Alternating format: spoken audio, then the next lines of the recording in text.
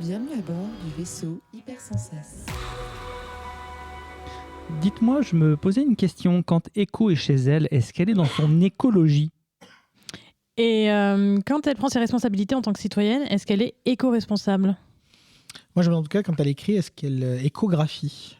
Moi, je crois surtout que quand elle fait une bonne émission, elle fait E-Comics Outcast. Ok. Non, Echo. Po, po, po. Bouillard. Bonjour, bonsoir et bienvenue dans Comics Outcast, le podcast indépendant sur les comics et leurs univers diffusés sur les ondes du vaisseau Hypersensas. Je suis Jean Voca, comme un avocat sans le A, et je suis tellement heureux de vous retrouver après une longue absence et d'être votre hôte. Oh, c'est gentil ça. D'ailleurs, on est encore en janvier, j'en profite pour vous faire encore tous mes vœux pour la nouvelle année. De même. Bonne année à vous, mes chroniqueurs, chroniqueuses qui m'entouraient ce soir, et ainsi qu'à notre réalisateur. Je serai donc votre hôte ce soir, le long des 3 rubriques qui constituent traditionnellement notre émission, à savoir les reviews, le focus et le hors les bulles. Alors, on va rappeler ce que sont ces 3 rubriques. Tout d'abord, les reviews. C'est une partie de l'émission où chacun des chroniqueurs présente un titre dont il a lu les 3 premiers numéros, et ensuite ils en parlent tous ensemble pour dire ce qu'ils en ont pensé. Dans le focus, on s'intéresse plus précisément à une œuvre en particulier ou à un arc qui, selon nous, mérite notre attention et la vôtre. Et enfin, dans le hors les bulles ou HLB pour les intimes, on s'intéresse aux comics quand ils sont hors des comics, donc dans leurs adaptations souvent télévisuelles, cinématographiques ou encore vidéoludiques. Et alors il me reste évidemment à vous présenter les chroniqueuses et chroniqueurs de ce soir. À ma gauche, Regen. Bonsoir Regen. Bonsoir. Ça va bien ? Ça fait aller, toi. Bon, moi ça va bien. Comment ça va déjà ? Ouais, je t'ai déjà demandé, mais parce que ce soir, il y a de l'écho. Effectivement. Bien rattrapé. Bien rattrapé. Y a rien à dire. Non, écoute, ça va bien. Quoi de neuf je suis en train de finir la Ligue des Gentlemen Extraordinaires avec beaucoup de difficultés. Ah mince. Ah bah disons que il y a des difficultés, ne serait-ce que techniques, pour au niveau de la lecture, en termes de pavés notamment. Voilà. D'accord. Mais c'était fort sympathique et je vais sûrement enchaîner avec Moon Knight de Bendis. Oui, Très bien. Mais sinon, comment ça va, Regen ? Écoute, ça va plutôt pas mal, et toi ? Le disque rayé à Outcast. Toutes les missions comme ça risque d'être assez impressionnant. Quand même. De quoi tu veux nous parler ce soir, par contre ? Je vais vous parler de choses éthérées, de fluides magiques et autres déités.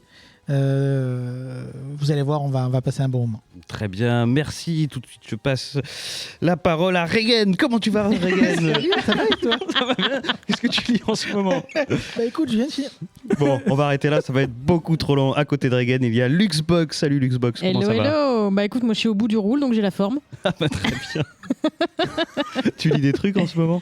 Moi je suis en train de lire la suite de Sheets, dont on a parlé il y a 2-3 numéros là. Et du coup, j'ai acheté la suite dont j'ai oublié le nom parce que j'ai pas de mémoire à l'heure actuelle.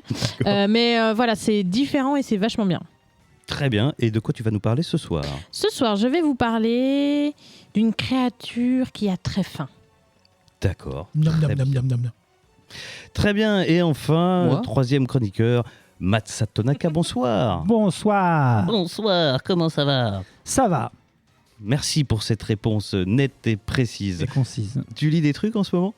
Eh bien, écoute, non pas particulièrement, mais T'aimes pas ça lire ? non, je déteste. en fait, confession, je ne sais pas lire. Ah, Je tu fais- ne BD fais avec des qu'interpréter les images. très bien. Belle interprétation.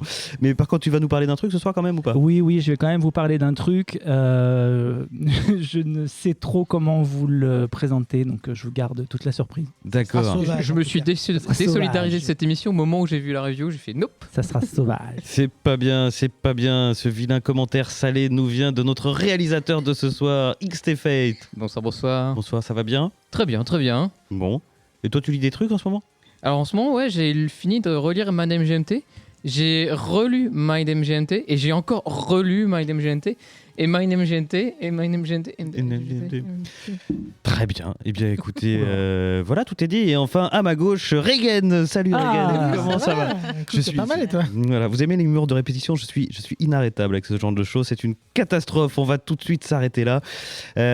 Donc, bienvenue à tout le monde, que ce soit les maîtres Jedi des comics ou des jeunes padawans du phylactère anglo-saxon. Accrochez vos ceintures. Comics Outcast numéro 219. C'est parti.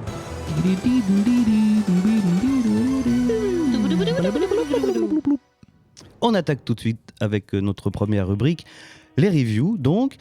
Et on va commencer par 1, 2, 3, plouf, ce sera Regan qui va commencer. Comment ça va, Regan? Ça va? Donc, oui, effectivement, je vais donc vous parler d'un titre sorti chez Marvel, qui est un ongoing, c'est-à-dire que c'est une série qui est appelée à perdurer, et qui en est à son 3e numéro, ce qui est une coïncidence assez énorme pour un comics en review d'un comics Outcast, bien sûr, et qui s'appelle Gods, avec des petits points entre chaque lettre. G-O-D-S. Exactement. De Jonathan Hickman au scénario, de Valerio Schiti au dessin, de Mategracia aux couleurs, et au lettrage, VC Travis Lanham. Et je rajoute, parce que comme on l'a déjà vu dans plusieurs émissions, c'est quelque chose qui revient assez souvent maintenant, au design. Les logos, vous savez, maintenant, c'est souvent marqué dans les comics. Jay Bowen, qui s'est occupé du côté design. Et pas Jonathan Hickman, comme on aurait pu le croire d'ailleurs, en l'occurrence. Je voulais en parler effectivement un petit peu de contexte pour Jonathan Hickman, parce que c'est un point intéressant au niveau de sa manière d'écrire, et qui du coup découle de ce qu'on peut attendre d'un de ses comics. C'est ce qu'on appelle un architecte dans le monde du comics, c'est-à-dire que c'est quelqu'un à qui on confie en général une vision, on essaie de lui donner la possibilité de prendre son temps sur ou sur une série, ou sur un univers donné, les mutants, les Avengers, etc., et qui puisse prendre le temps de développer toute sa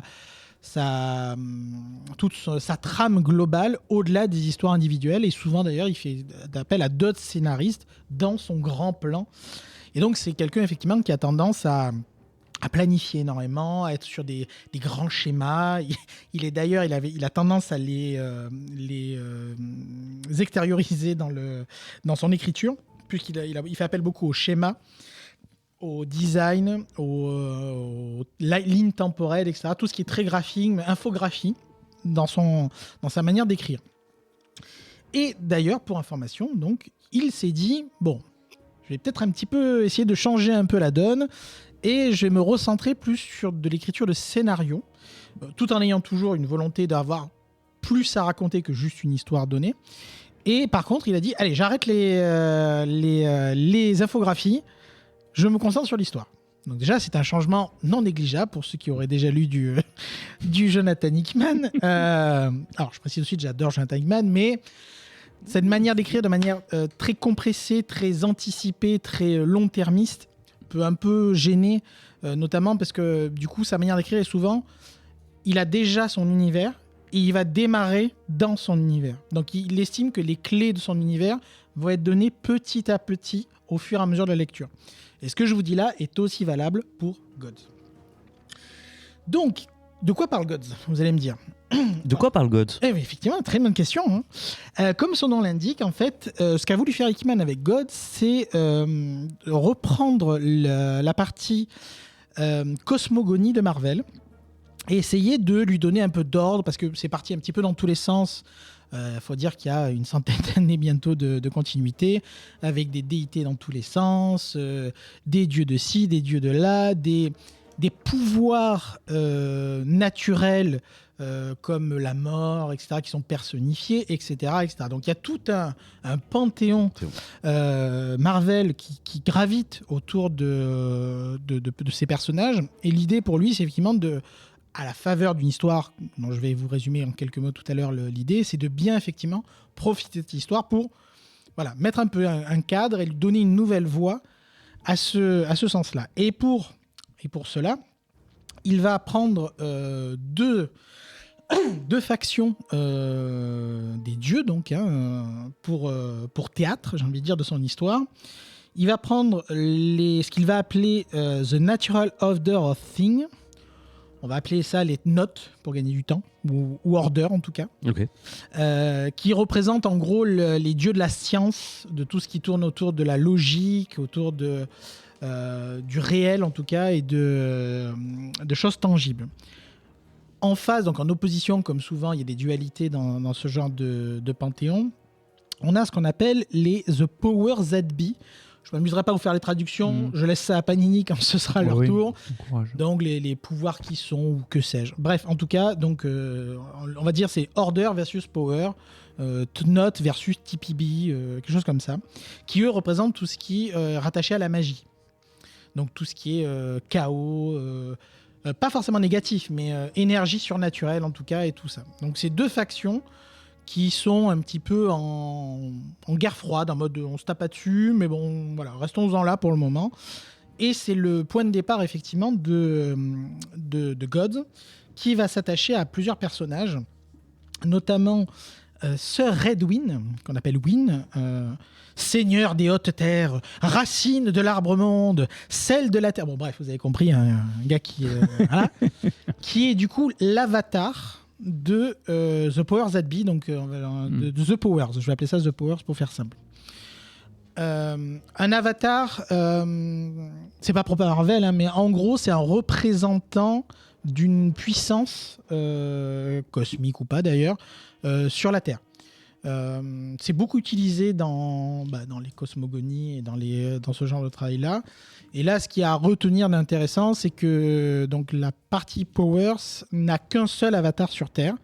C'est donc une personne immortelle qui est censée représenter cette partie-là. Donc il va avoir forcément Maya partie, en tout cas plutôt être dans le camp, si on peut justement parler de camp avec de gros guillemets, de personnages comme Doctor Strange, etc. Tous ces personnages vont graviter autour de lui. Et en face, donc côté ordre, nature ordre, on a Aiko qui vient d'être promu dans le Centivar du Sanctum. Peu importe les noms, c'est pour faire joli, c'est pour faire très carré, très tout un ordre, etc. On n'a pas besoin de savoir ça, en tout cas au début. Et qui donc vient d'être promu. À noter que du coup, autant pour les Powers, il n'y a qu'un seul avatar, autant pour les Orders, là par contre, ils sont une centaine. Et c'est beaucoup plus dilué, on va dire, au niveau de leur représentation dans le monde mystique. Le petit problème de Aiko, c'est que c'est la femme de Wyn. Ce qui pose quelques petits problèmes, forcément, quand on est dans des camps opposés aussi arc-boutés sur leur position, et forcément, ça va poser problème. Du coup, elle propose le divorce à Wyn en lui disant « écoute, c'est quand même une offre que je peux pas refuser. » C'est pas vraiment win-win comme situation. Non, clairement. Elle dit en gros, le grand N essaye de me promouvoir, je peux pas passer à côté, faut que j'en profite, quoi. Et donc, oui, n'est pas très chaud pour le divorce, ce à quoi sa femme lui répondra par une balle dans la tête, du coup. Oui. Un argument comme un autre. Oui, les problèmes de couple, ouais, ça va. arrive. Bon, en même temps, sur un immortel, forcément, c'est pas non plus... Il aura une belle balafre quand même, pour le coup, il aura une belle balafre. Donc voilà ce qui est de la situation des forces en présence et de deux personnages principaux. À noter qu'il y a deux personnages supplémentaires qui vont s'ajouter à ça. Enfin, il y en a plus que ça, bien sûr, mais on a Dimitri qui travaille... Alors lui, il est dans le camp des Orders, mais il est en mission avec Wyn. En gros, c'est la fameuse détente. C'est-à-dire qu'on envoie un apprenti... C'est un alternant, ouais. Exactement, dans le camp d'en face pour essayer, tu vois, de rester les uns avec les autres, qu'on reste en bonne entente autant que faire se peut. Et on verra assez rapidement, donc c'est pas un gros spoil effectivement, qu'en sens inverse, il y aura un personnage qui va... je viens d'oublier son prénom. Oups. Une damoiselle, je suis désolé, j'ai oublié son prénom, qui elle va se découvrir un talent naturel pour la magie et que Aiko va prendre sous son aile. Donc on a un peu l'équivalent de l'opposé. D'accord. Donc voilà pour les personnages, situations. Pour démarrer tout ça, le numéro 1 est une sorte de one-shot sur une aventure qui se termine quasiment. Oui. Il y a des éléments qui vont être utilisés avec un méchant, un début, un événement et une fin. Donc ça peut se lire déjà tout seul, mais évidemment ça va servir de terreau à toute la suite, avec un vilain qui s'appelle le Kubix Core, qui est une sorte de proto-mage qui veut ramener des dieux anciens. Vous voyez le style, hein, forcément, beaucoup de tentacules dans ce qu'on appelle du coup dans le comics un événement Babylone. Ça sonne pas bon évidemment, hein. Ce genre de choses. Et je vous épargne les détails. Donc Wynne va faire un peu de magouille, un peu ambiance Hellblazer en mode je fais des échanges, je m'arrange avec machin, je fais avec bidule et résultat des courses. Hop, pendant que les super-héros font leur bric-à-brac de leur côté, moi je sois vraiment la situation à côté. Néanmoins, il y aura du coup des conséquences quand même par rapport à ça. C'est que du coup, on ne sait pas qui est le commanditaire à ce moment-là, ce fameux dieu ancien qui veut ramener. Et du coup, par contre, le Centivar, donc la partie Order, est assez décimé. Il reste, je crois, une dizaine de personnes, quelque chose comme ça, suite à l'event. Et donc, ils sont en position de faiblesse, alors qu'ils étaient plutôt à l'équilibre avec le The Powers, comme je disais tout à l'heure. Donc ça c'est la première issue.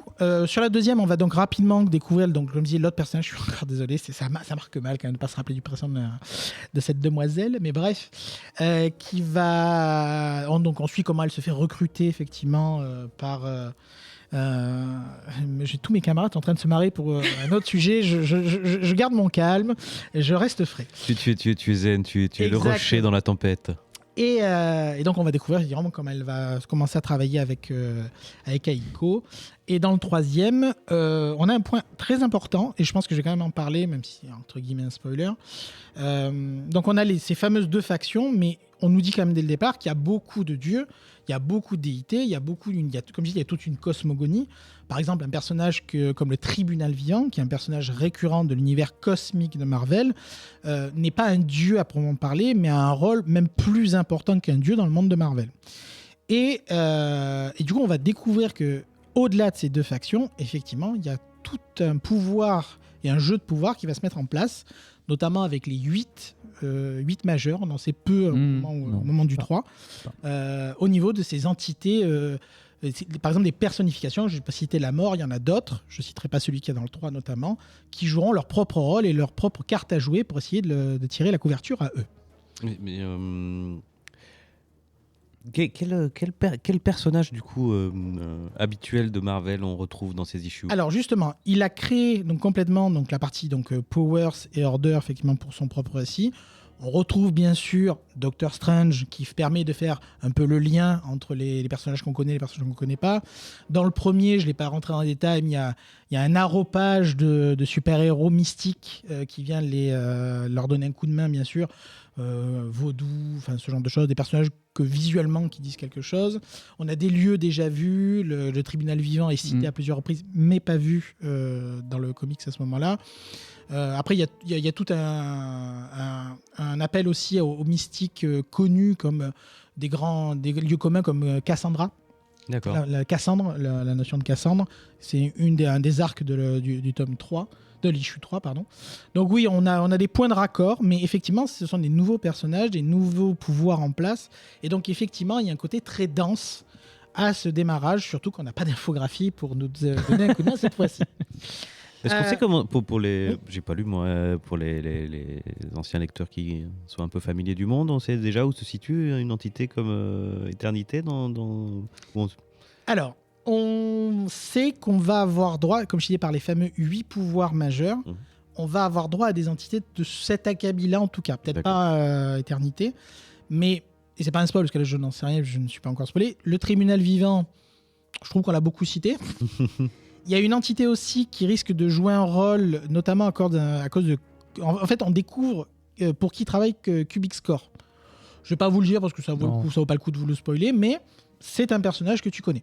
D'accord, voilà. Je te le demanderai hors antenne. Exactement. C'est ton voisin. Voilà. Donc c'est XT. Il y a quand même des rappels à la cosmogonie existante, mais c'est clairement fait pour commencer de zéro. Hein. Il n'y a pas de prérequis en fait. D'accord, oui, c'était la question suivante. On peut commencer par ça. C'est dense parce que du coup, The Power ZB, etc., tout ça c'est nouveau. Mais c'est du coup, vu que c'est nouveau, on peut démarrer. Du coup, c'est une situation de win-win pour le lecteur et pour déjà faite. C'est dommage. Hein. Et pour la personne qui va lire. Donc, tout ça pour vous dire. Et personne réagit sur win-win. Non, mais surtout Mais- que. Bah, c'est non, la mais- deuxième ça a fois. Mais de été toute fait. façon- Non, mais c'est l'émission de l'écho. Hein. Ah oui, ça on y va. hein. Oui. Alors, Donc, pour ce que j'en ai pensé, je pense qu'effectivement, ce genre de série, déjà, il faut savoir dans quoi on met les pieds. Faut pas y aller à l'aveugle en mode je vais tenter ma chance et on verra bien. Oui, c'est assez massif. Il y a beaucoup d'informations, beaucoup de personnages, beaucoup de situations. Je pense que ça va laisser des gens sur le carreau inévitablement. Et puis il y a un côté aussi, il y a des gens qui n'aiment pas la partie cosmogonie, la partie entité mystique majeure. Il y en a qui aiment ce qu'on appelle le street level. Donc le street level, pour la faire très courte, c'est des personnages à taille humaine. Des Daredevil, des Spider-Man, des personnages vraiment qui sauvent la veuve et l'orphelin du quotidien, dans la rue. Là, vraiment, on est sur une prise de hauteur assez importante. Néanmoins, j'ai beaucoup aimé. Alors, je suis assez forcément intéressé par la mythologie, la cosmogonie, donc j'étais client dès le début. Mais je trouve quand même qu'il fait un effort, je trouve, au niveau de ce qu'il veut raconter. J'ai pas rentré en détail, mais au niveau du trait, donc c'est par, je l'ai dit, Valerio Schiti, c'est très sympa. J'aime beaucoup le visuel qu'il donne aux comics.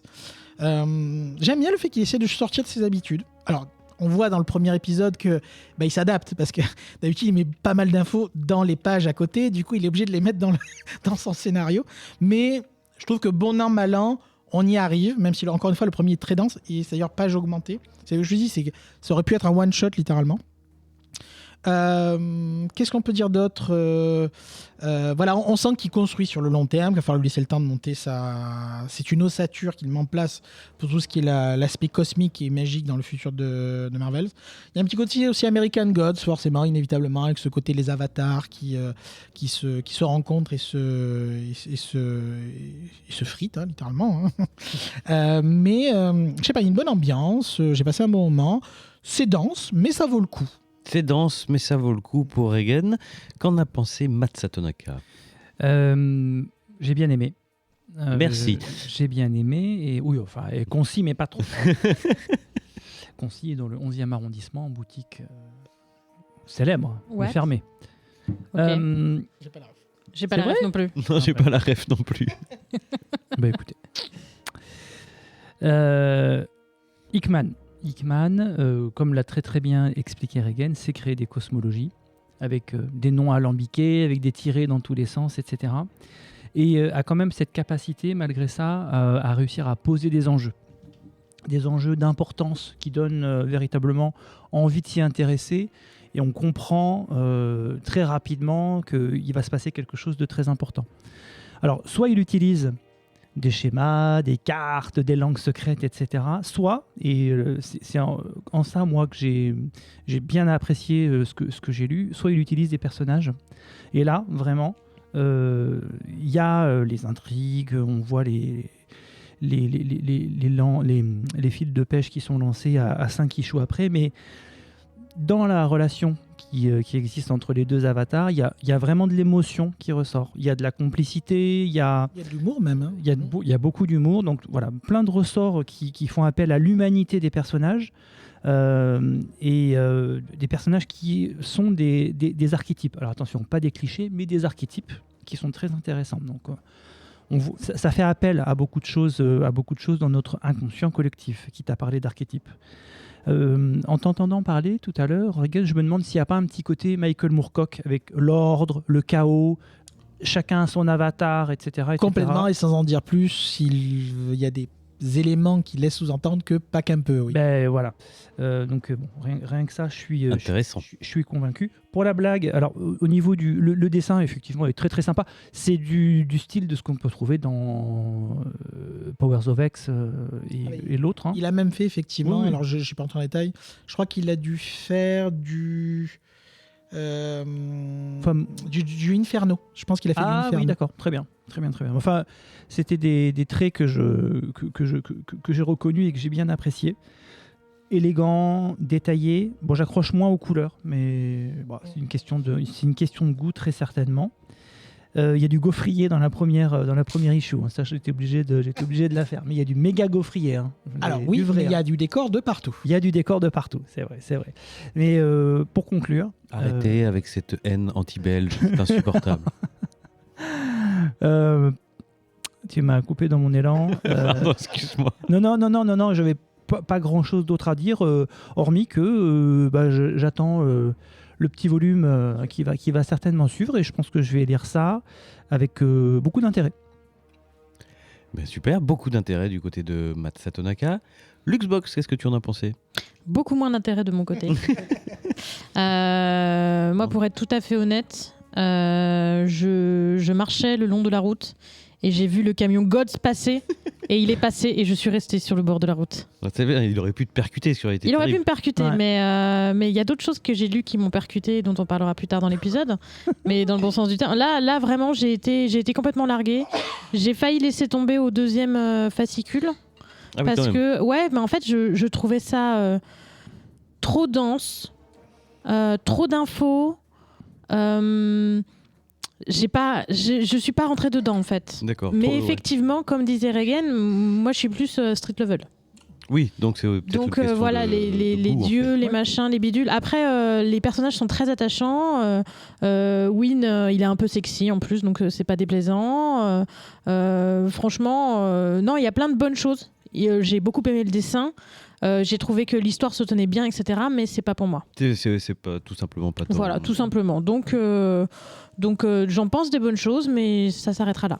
L'aventure D'accord. s'arrête ici pour nous. Pour être complètement complet, le nom de l'alternante qui bosse chez les Blancs, c'est Mia. Merci. Désolé, j'ai eu un blanc. Bon, et bien en tout cas, en conclusion, on peut dire que Gods, ça a plu. En tout cas, ça a beaucoup plu à Reigen et à Matt Satonaka. Pour les gens qui sont donc friands de cosmogonie, d'histoires aux ampleurs cosmiques et qui n'ont pas peur de revues denses. Et même Luxbox, pour qui c'était pas sa cam apparemment. Elle trouve qu'il y a quand même de grandes qualités. Donc voilà, si la cosmogonie vous branche, Gods est fait pour vous. On va tout de suite passer à la deuxième review. Reigen, de quoi tu Salut, commences ça va? Qu'est-ce que tu deviens? Alors, trêve de plaisanterie, on va passer à Luxbox. Luxbox. Luxbox. Ok. Ouais, je l'ai fait comme ça. Avec Yes, ça. mon terme Luxor. d'anglade, je voyage maintenant. Alors, moi, je vais vous parler d'une petite série qui a commencé donc il y a peu, puisque donc on vient d'atteindre le 3e fascicule, qui s'appelle Zawa plus, donc End, The Belly of the Beast. C'est chez Boom Studio et c'est écrit et dessiné par un type qui s'appelle Michael Dialinas, qui est donc grec. Donc c'est bien, ça change un peu des Américains Bah ouais. et des Européens pour le franco-belge. Et qui est à la base connu pour ses illustrations. Il est notamment connu pour, on en parlait tout à l'heure, Wind. Wind, voilà. Lisez Wind. Voilà, qui donc a suscité beaucoup d'enthousiasme chez mes petits camarades quand on en a parlé, mais que personnellement je ne connais pas. Donc donc sur conseil de mes camarades, je vous le conseille quand même. Et là, en fait, ce brave Michael, Michael, j'imagine, mais je vais l'appeler Michael parce que we are in French, we speak French. Et ce brave Michael, non seulement il dessine, mais en plus il écrit, il fait le lettrage, Ah oui. il fait la couleur, il fait le balayage, il nettoie dans les coins, enfin bref, il fait tout. Ça me Alors, rappelle un certain auteur de jeux vidéo. lequel Edward Macmillan ou je sais pas, non Kojima. Ah, Kojima. Ouais, mais Kojima, il a des gens pour nettoyer dans les coins. hein. Là, je pense que Michael, il a tout fait lui-même. Mais Comme enfin, David bref. Laroche. Bref, on va pas lancer Laroche. un débat sur Kojima. Oui, Laroche, si vous n'avez pas la référence, écoutez le dernier épisode. Alors, Zawa, qu'est-ce que ça raconte ? C'est le Dawa. C'est le Dawa. C'est un peu le Dawa dans la ville désolée qui se trouve à l'abri d'une montagne sacrée dans laquelle notre histoire prend place. Cette ville, elle est dirigée par un maire dont on ne sait pas grand-chose à la base, sinon qu'il est un peu omnipotent et qu'il contrôle notamment les réserves de nourriture par le biais d'une grande usine dans laquelle il fabrique justement les denrées alimentaires transformées et donc en ne mettant pas à disposition les denrées pures et brutes au service de la population. Dans cette ville, il y a un jeune homme, oui, parce que c'est un adolescent, presque un jeune homme, jeune adulte, qui est le fils d'un boulanger, donc puisque c'était baker, c'est boulanger, il me semble. Hein. Oui. Oui. C'est ça, hein. Donc il tient une boulangerie, la boulangerie donc de feu son père qui a disparu pendant que sa mère travaille à l'usine tous les jours et elle revient, elle est complètement déterre, elle est complètement refaite parce qu'elle est fatiguée, etc. Elle travaille sur des trucs on ne sait pas trop, mais bon, elle travaille pour des produits pour le maire. Pendant toute la journée, donc tu as ce jeune garçon et sa sœur qui tiennent la boulangerie et qui animent en fait leur petit coin de ville. Puisque avec les quelques denrées qu'ils arrivent à récupérer à droite à gauche, en fait c'est les rois de la débrouille et ils arrivent à transformer la nourriture transformée. Ça fait 2 fois transformée, mais vous avez l'idée. Ça fait écho. Ça fait écho. Salut Jean. Enfin bref, ils arrivent à transformer la nourriture et en faire des trucs sympas en fait et bons, chose qui n'est pas facile à faire et à trouver dans cet univers. Ils ont la casserole avec le petit chapeau au-dessus. Pour ceux qui ont la référence. Moi je l'ai pas. Fait maison, les logos que tu as sur le Oh menu. putain, oui, ok, d'accord. Donc, et notamment, ils font des pâtisseries, et ils font des sandwichs, ils font ce genre de choses, voilà. Donc, Et des cookies. Et des cookies. Et des cookies. Un jour, ils décident de piquer le badge professionnel de la maman, pendant qu'elle va se reposer, pour s'introduire dans l'usine et aller voler des denrées alimentaires. D'accord. Évidemment, ça ne se passe pas comme prévu. Ils se font plus ou moins choper, donc ils sont obligés de s'échapper. Et en tentant de s'échapper, l'un des jeunes gens va tomber dans un genre de vide ordure et se retrouver dans un espace très étrange, rempli de monceaux de déchets, et va se retrouver nez à nez avec ce qu'il prend pour un monstre qui est en train de manger les déchets. Et quand les gardes de l'usine arrivent, ils se retrouvent aussi face à face avec ce monstre qu'ils tentent de maîtriser avec des genres de piquets électriques, des javelots électriques, un peu comme on utilise pour les animaux sauvages, etc. Machin. Enfin, donc, qui laisse supposer en fait de la voracité, de la bestialité de cet être dont on ne sait rien du tout, à part qu'il a une immense crinière sur la tête et pas de nez. D'accord. Le jeune Jean arrive à s'échapper, sauf que la bête aussi. Je vais m'arrêter là Là, je vous ai résumé à peu près le premier fascicule. D'accord. On va se trouver donc dans un univers un peu... on va se battre contre les méchants capitalistes, on va pas se mentir. Voilà. De l'agroalimentaire. De l'agroalimentaire, c'est exactement ça.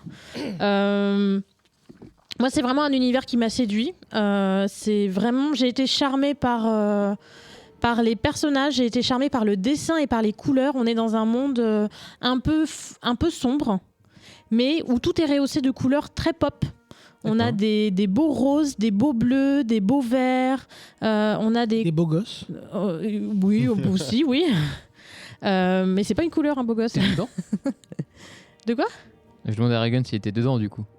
Oh. Ça flirte. Et donc voilà, donc complètement conquise par le dessin, complètement conquise par les couleurs, également très charmée par l'univers. Donc entre, je disais, l'espèce de, on va renverser le monde capitalisme et l'espèce de magie qui va naître de cette créature dont on ne sait rien et dont je ne vous ai absolument rien révélé pour des bonnes raisons. Voilà, les personnages sont attachants. Ça donne un peu faim parce qu'ils parlent tout le temps de bouffe. Et vraiment, petit coup de cœur, c'est pour la petite histoire, c'est un titre que j'ai choisi au hasard sur la couverture et aucun regret. Moi, ça me donne vachement envie de lire la suite. Alors, par contre, j'ai complètement oublié d'aller regarder combien de... Une mini en 5. Une mini en 5, c'est parfait. Comme ça, il m'en reste plus que 2 à lire. Très bien comme ça. Oui, je pense pas qu'il y ait besoin de faire un truc infini. Mais là, déjà, plus t'avances, plus t'en as plein les yeux, plus t'en as plein l'univers. Ouais, je pense que c'est un petit bonbon en 5 fascicules qui va se déguster avec grand plaisir. Bon. Donc, je sais pas ce qu'en ont pensé mes petits camarades, mais pour moi, c'est un grand oui. C'est un grand oui, on va leur demander. Matt Satonaka, qu'est-ce que tu en as pensé? Je n'ai lu que le premier. Alors déjà, pourquoi? Et pour des raisons qui... Le temps, c'est de l'argent. On dirait le maire. Parce que j'étais à l'usine. D'accord. Et non, mais peu importe, parce que ça m'a permis de me faire une idée. Je rejoins totalement Luxbox dans ce qu'elle dit. J'ai cherché la variante cover de Peach Momoko, mais je ne l'ai pas trouvée. Par contre, je veux la voir, parce qu'à mon avis, elle est magnifique.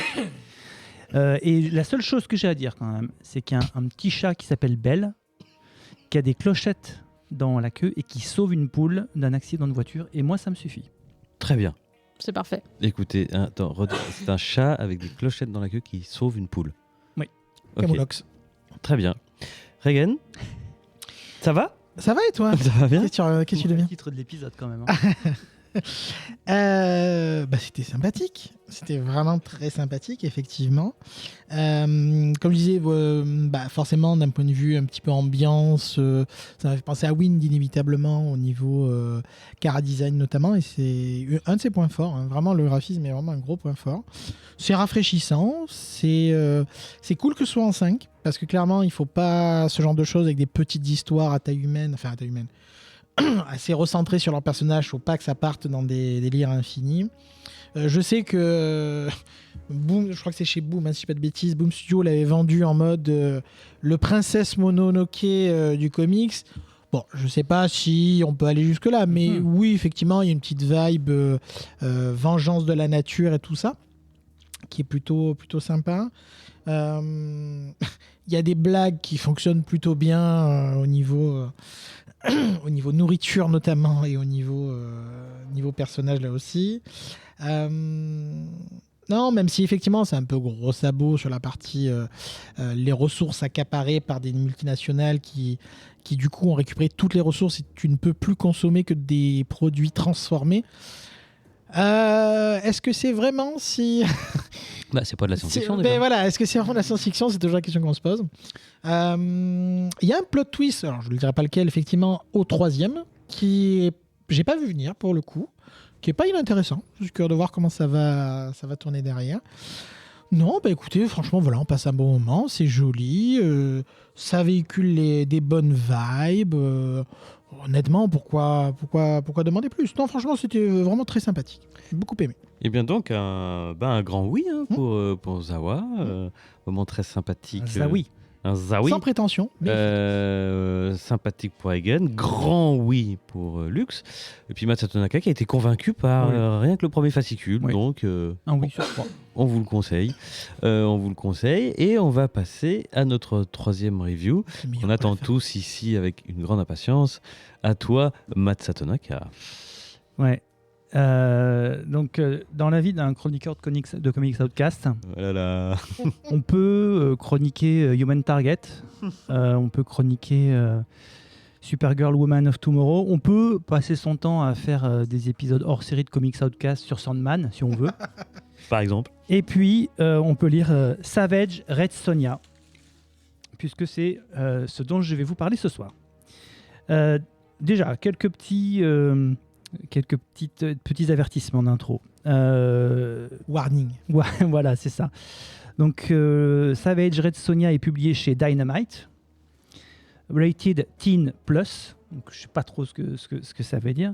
Et donc, Dynamite, c'est une maison d'édition que j'appellerais comme étant singulière, avec un esprit pulp assumé, frôlant le mauvais goût. Hein, on peut avoir quand même des... Frôlant ? Ah ouais, on peut avoir, mais des fois c'est bizarre, on peut avoir des crossovers Elvira versus Alien. Enfin, Niveau 7, mais c'est oui. level XT quand même. Ouais, bon. Moi, je n'aurais pas dit frôlant, tu vois. Un peu bizarre. Faut mettre les mots. Hein. Un peu bizarre. L'auteur de ce comic, c'est Dan Panosian, qui est un connu de la boutique, un ancien de Marvel, un ancien d'Image, etc. Les dessins sont réalisés par un parfait inconnu qui s'appelle Alessio Petillo. Les couleurs de Francesco Segalla et le lettrage de Dave Sharp. Il faut quand même citer les noms de ces personnes-là.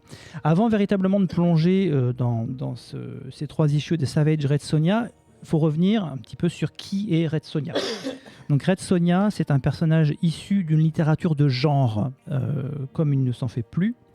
C'est plus que de l'heroic fantasy, c'est du sword and sorcery. C'est-à-dire c'est vraiment des héros, des gros costauds et des magiciens. C'est Conan en fait. Exactement.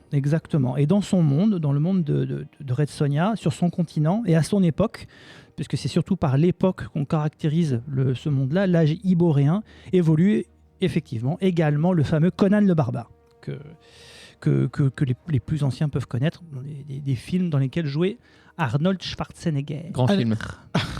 À noter qu'il a eu un reboot suite à un passage de droit aux États-Unis. Donc il y a une nouvelle série Conan, Savage Sword of Conan, qui a commencé depuis De la rentrée de l'année dernière, en gros. Et il y a quelques numéros. Le Mais qui retour- chez qui, du coup Parce qu'il était repassé chez Titan Marvel. Comics, si je pas, Ouais. oui, ça a quitté Marvel. Je crois Ouais. que c'est Titan Comics, si je pas de bêtises, à confirmer. Là, je le fais de Ok. mémoire. C'est d'ailleurs dans une publication de Conan que le personnage en tant que tel apparaît dans le début des années 70. Donc Sonia, Red Sonia, une guerrière rousse, indomptable, invincible, qui se promène dans les steppes aussi peu vêtue que peut l'être Conan, hein, qui se balade aussi toujours en pagne, faut pas déconner non plus. Puisque sa tenue traditionnelle est constituée d'une sorte de maillot de bain 2 pièces, mais en cotte de maille. Less is more, comme il est coutume de dire dans les JRPG. Mais plongeons dans ce Savage Red Sonia maintenant que vous êtes accoutumé avec l'environnement. Alors je rappelle, c'est un récit de genre, avec ses codes et ses attendus, ils sont tous là. L'histoire commence dans une auberge, dans laquelle Sonia... Check. Check. Dans laquelle Sonia apprend des informations concrètes à propos d'une légende qu'elle connaît depuis longtemps. Check. C'est par un vieux ou pas Est-ce que c'est un vieux qui lui donne les infos Non. Ah. Mais c'est l'aubergiste. Ça compte quand même. Une légende qu'elle connaît depuis longtemps, le fabuleux rubis de sang caché dans le fort du roi Grèche, perdu dans des terres incultes, des dunes rouges, hanté par une féroce créature tentaculaire. Check. Il est dit que le Beaucoup de fantôme du tentacules roi ce soir, hein, moi, je- veille. Il est dit que le fantôme du roi veille sur son rubis, mais Sonia n'en a cure, elle ne croit pas au fantôme, et elle paye quelques pièces d'or afin d'acquérir une carte, check, Check. pour partir à l'aventure. Et c'est parti. Donc durant sa chevauchée dans les terres arides, là par contre, moi j'ai trouvé petit éclairci dans le brouillard. Sonia repense au serment sacré qu'elle a fait à la déesse rouge Skatak, d'accord. Donc rappelle que l'âge hyperboréen, c'est les ancêtres des Irlandais, etc., etc. Voilà, mais ça n'a rien à voir avec le comics. C'est l'univers qui avait été créé à l'époque, qui le condamne à une vie solitaire. Elle y a acquis, en échange d'une maîtrise absolue des arts du combat à l'épée, afin d'assouvir une vengeance. Pardon, je me suis mal exprimé. Elle a prêté serment et en échange de ce serment, elle a acquis l'art absolu du combat à l'épée. Durant son périple, Sonia rencontre 2 voyageurs qu'elle sauve des griffes d'une escouade de guerriers également peu vêtus, s'exprimant exclusivement par des sifflements. Là, j'ai pensé peut-être à un crossover Harry Potter, j'ai été déçu, ce n'était pas le cas.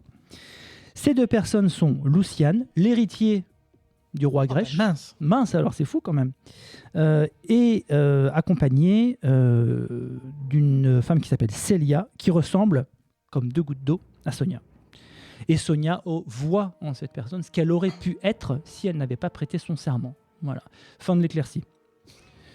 La troupe part dans l'Aube écarlate, joli moment, bien colorisé. Clin d'œil.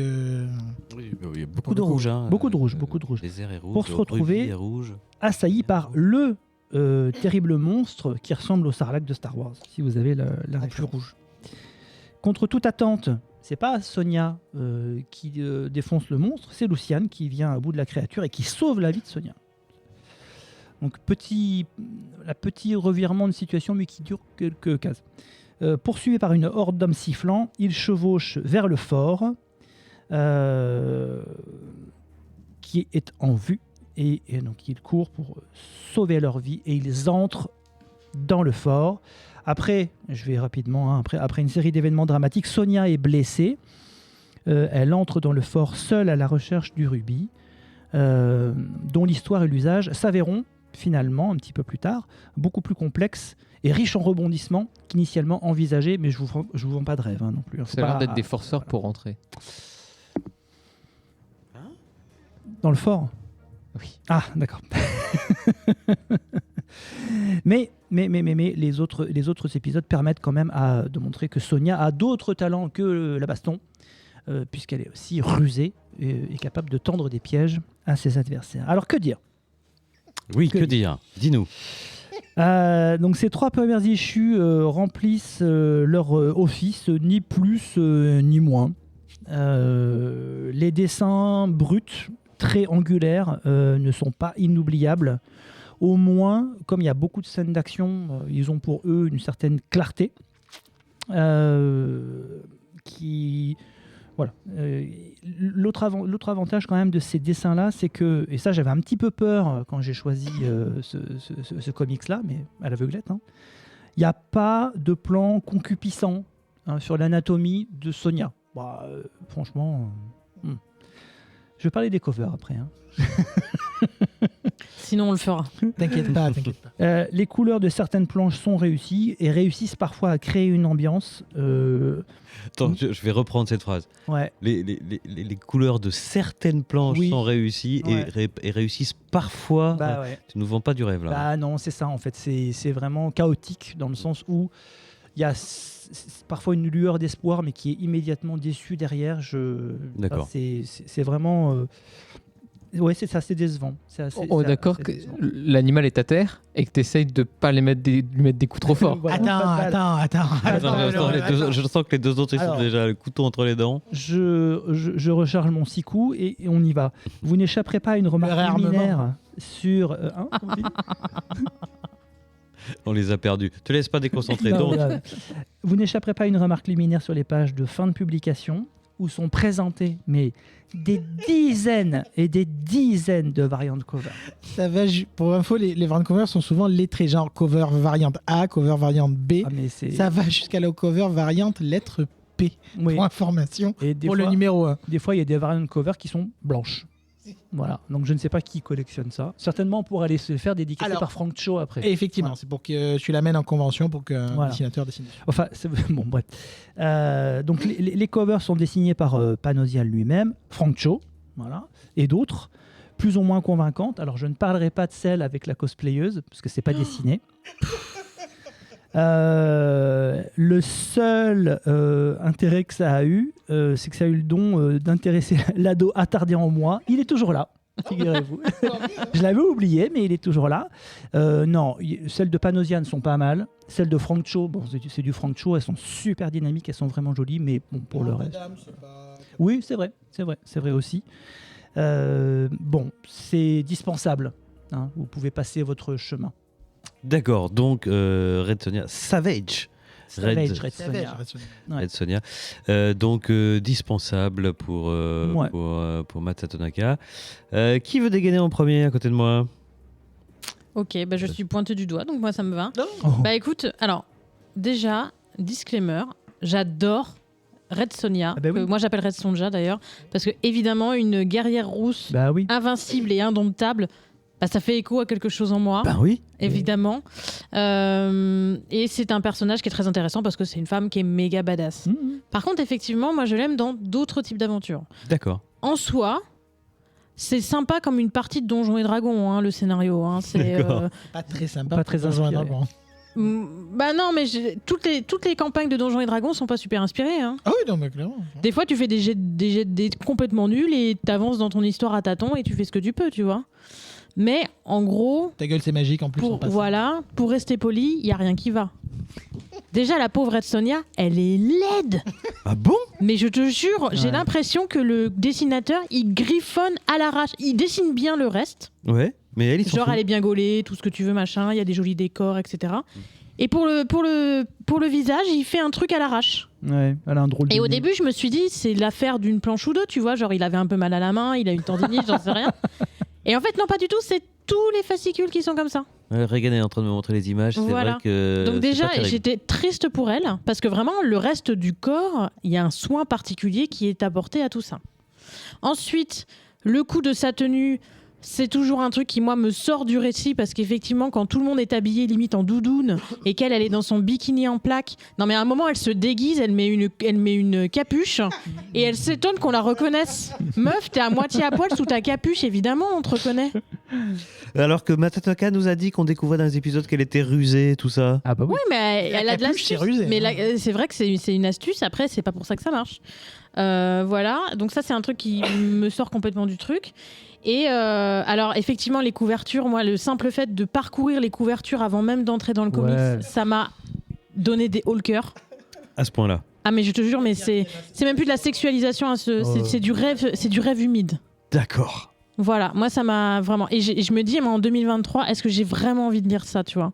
Donc effectivement, c'est pas moi qui l'ai choisi, j'y serais pas allée moi-même. Si je puis me permettre, pour conclure ma petite critique acerbe, moi je vous orienterais plutôt vers Legendary Red Sonja, qui a eu plusieurs titres. Moi, j'avais déjà ceux d'il y a 10 ans, où en fait, c'est Red Sonja dans un univers steampunk. Et il y en a un qui est sorti il n'y a pas longtemps, que j'ai acheté, que j'ai pas eu le temps de terminer. En un fascicule, c'est un one-shot, où elle se retrouve à faire la bandit des grands chemins, dans un univers où elle est en pantalon, en chemise, voilà, donc Mais en steampunk Côte de avec Maille, des quand armes, même, un etc. pantalon en Côte de Maille. Elle a des références à sa Côte de Maille, mais elle n'est pas en Côte de Maille. Et qui sont des histoires déjà vachement plus inspirées, où elle a vachement moins froid et où je trouve que le personnage est vachement plus moderne et respecté. D'accord, Voilà. très bien. Donc, Et je m'arrêterai là. pour Luxbox, on oublie Savage Red Sonja, mais on se penche sur Legendary Red Sonja. C'est ça. Voilà. Et Regan, alors? On en est à combien de clous dans le cercueil là Ah bah, bon, vous donnez votre avis, hein. Alors, non mais c'est compliqué, hein. C'est compliqué. Au-delà de la modernité ou pas d'un récit, c'est même pas la question. Là, c'est vraiment, enfin, en 2023, écrire des trucs comme ça, c'est compliqué. Quand même. Vraiment, c'est compliqué. Comme on le disait, ça aligne les clichés à une vitesse, mais le supraluminique, enfin, c'est impressionnant. Visuellement, alors pour le coup, je suis assez étonné visuellement parce que j'ai l'impression que l'artiste saurait faire mieux, mais qu'il n'a pas envie. Tu vois, c'est ce côté vraiment un peu rouf, tu vois, très lâche, le trait très lâche, très bon. De toute façon, il y aura la colo qui passera derrière, c'est pas très grave. Et du coup, non. Du coup, non. Je veux bien que tu saches sans doute faire mieux, mais du coup, moi, c'est ce que tu me donnes. Du coup, fais-le. Ben voilà, fais-le. Et vraiment, non plus. Visuellement, c'est pas fou. Le bikini en Côte de Maille, je sais que ça a été créé comme ça il y a 30 ans, mais par pitié, quoi, comme on le dit. Ou alors donne du contexte, ou je sais pas, ou fais-le en terre sauvage, ou je sais pas, trouve une excuse, mais non, mais là, vraiment. Et moi, ce qui m'ennuie surtout, c'est qu'il y a des réflexions du personnage. On est revenu 30-40 ans en arrière. Ah ouais, par exemple. Ah oui, quand tu l'as un peu parlé, quand elle voit sa jumelle, hein, littéralement, donc l'accompagnatrice, qu'elle est « Oh mince alors, si seulement j'avais pas fait ce vœu, j'aurais pu être au bras d'un magnifique prince. » Oui. Pardon ? Ah oui, quand même. Attends, quoi ? Attends, mais c'est pas Red Sonja, surtout en termes d'écriture. Et vraiment, même ça, c'est mal écrit. C'est mal écrit. Et pour moi, le coup de grâce, ça a été le maire. Parce que j'ai eu des PTSD de Book of Boba Fett. Ah oui, quand même, merde. Cette ambiance de sous-méchant inintéressant sorti du chapeau. Ah oui. Et vraiment, je fais non, par la pitié, série. par pitié, pas ça, pitié, pas ça, quoi. Donc, il n'y a plus grand-chose à sauver une fois tout ça dit, quoi. Le personnage est mal caractérisé. L'univers est bateau, et en plus, ils expédient ça en 2 issues, la partie Ruby expédie en 2 issues, donc du coup, pour prolonger, je vous spoil pas l'excuse, c'est en mode bricolage du dimanche. Non, Ikea, non, mode Ikea. mais non, je suis désolé, non. Ouais. Et encore une fois, on n'aime pas bâcher pour bâcher, Non, mais. mais c'est presque indigent, honnêtement. Bah, non, mais il y a une vraie déception. Moi, quand j'ai vu Red Sonja, je me suis dit, tiens, chic. Voilà. Attends, je suis Mais tombé dedans. au moins d'y aller à fond, tu vas décomplexer, faire un truc délirant ou fun. Non, je suis désolé, non, c'est... Bah, et voilà, il fallait bien s'y coller. Hein. Bon, on va arrêter Tu de... as pris une balle pour nous. C'est ça. Je vois le patron qui descend après vos propos. Hein. on va arrêter de tirer sur l'ambulance. Désolé, Jean Fantôme, mais je suis sûr qu'il y a mieux à lire. Puis le petit clin d'œil à notre patronote qui est fan de Red Sonja, je suis sûr que tu trouveras bien mieux que ça. Bien sûr. Donc, c'est la fin de ces reviews avec Savage Red Sonja. Donc, non. Manifestement, non. This is the Red Sonja. Voilà, pour reprendre un gimmick d'un de nos célèbres présentateurs, j'ai envie de dire que c'est 0 mat sur 3 Satonaka. Mais heureusement, il y avait ce soir Zawa dans la lutte anticapitaliste sympathique et un vrai bonbon. Et pour les aficionados d'univers et de cosmogonie, Gods, chez Marvel. On va tout de suite passer à la rubrique suivante. Ne lisez pas Red Sonia. Savage. Ne disais pas Savage, Red Sonia. Savage, ouais. Non, lisez Legendary, Red Sonja. Ouais, grave. Et mais le Red Sonia tout court. Apparemment, c'est plutôt correct. Après, Ah. j'ai pas lu personnellement, mais on avait plutôt des retours sympas. Ah bon, d'accord.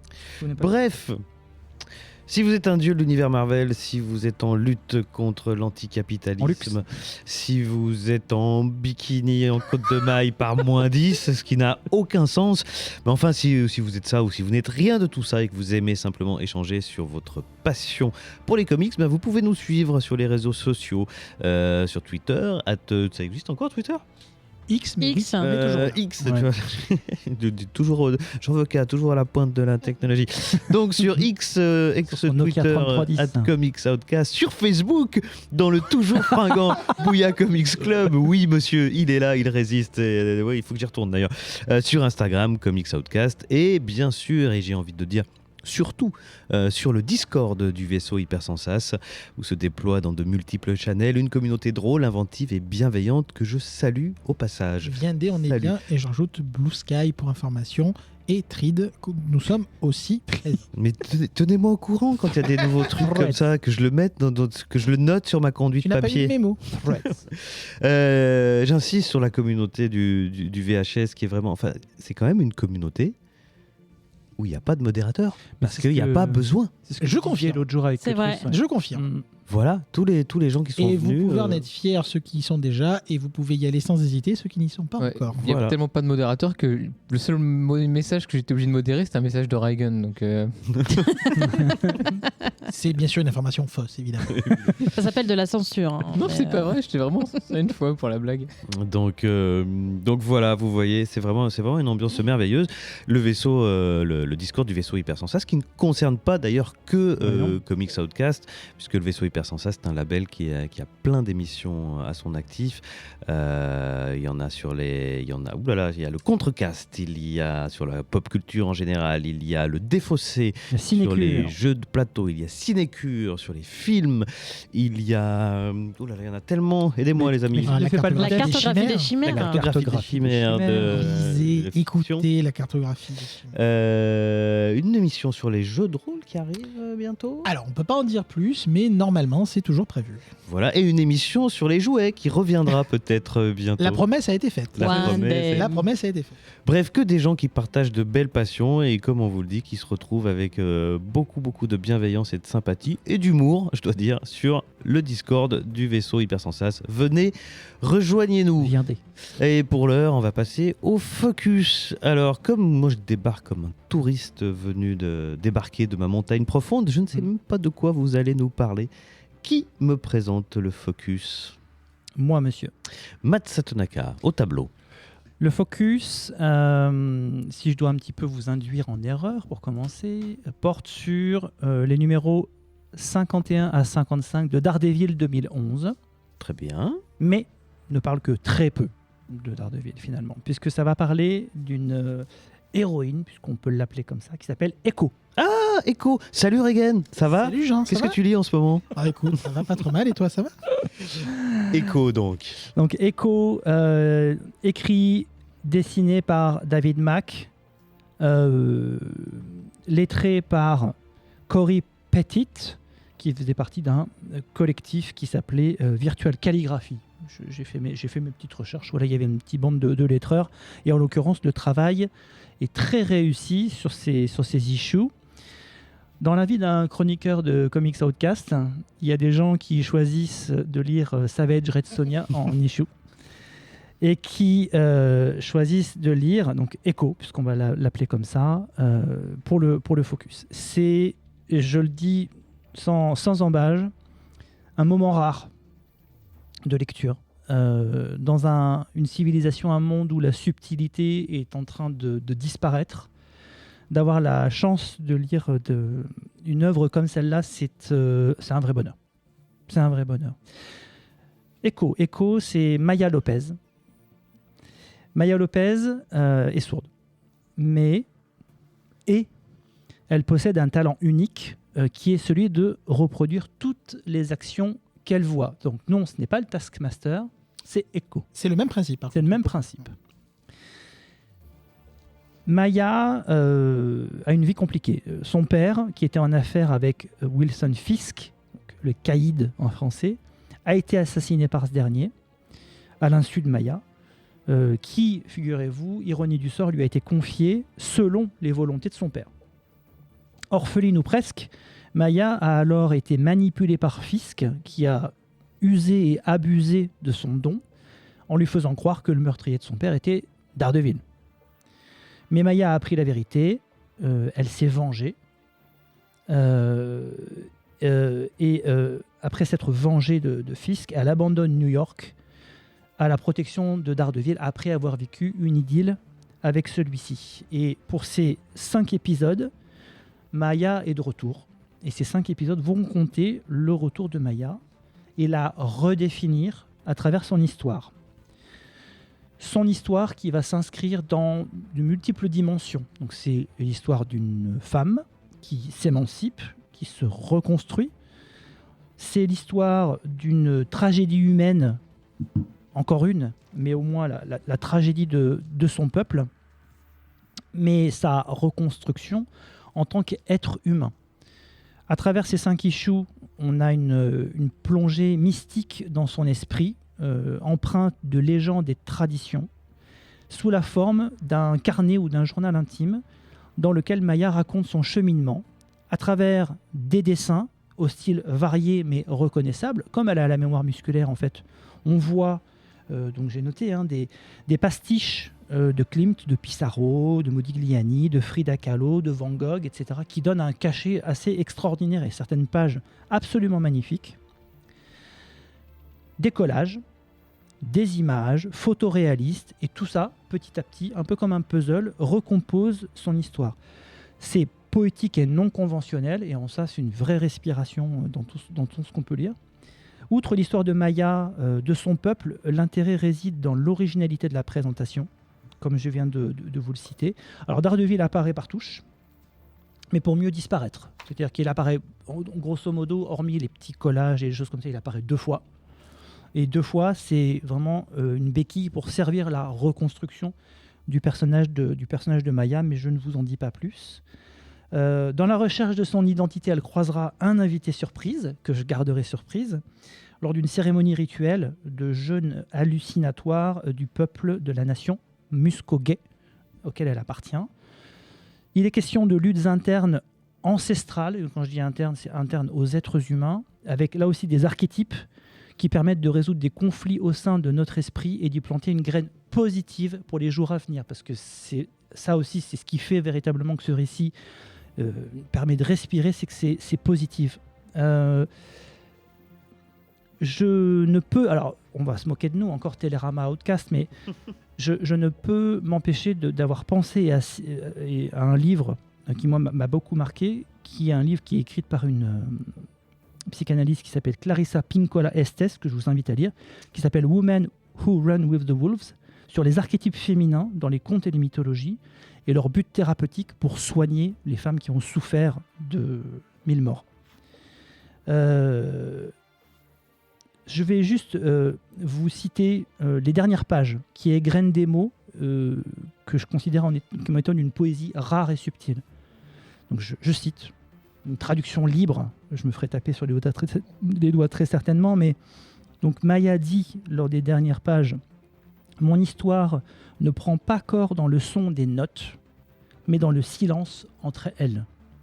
C'est ici que se produit la magie, c'est dans ce silence que vous me trouverez. » C'est magnifique. Enfin, moi, ça m'a donné des frissons sur cette fin, quand on voit tout ce qu'elle a traversé et quand on voit que malgré ça, elle réussit à surmonter les obstacles, elle a réussi à en faire une force et à tourner la page et aller vers le futur. C'est magnifique. Eh ben, je te remercie pour cette présentation tout à fait enthousiasmante, qui donne vraiment envie de le lire. En plus, je l'ai feuilleté, c'est très très beau.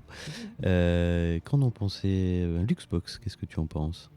Tout à l'heure, je parlais du camion qui m'était rentré dedans. Et là, je me suis fait rouler dessus plusieurs fois même, dans tous les sens. C'était vraiment... J'étais au milieu de la route, quelque chose m'a percuté et m'a éclaté en un million de morceaux de miroir.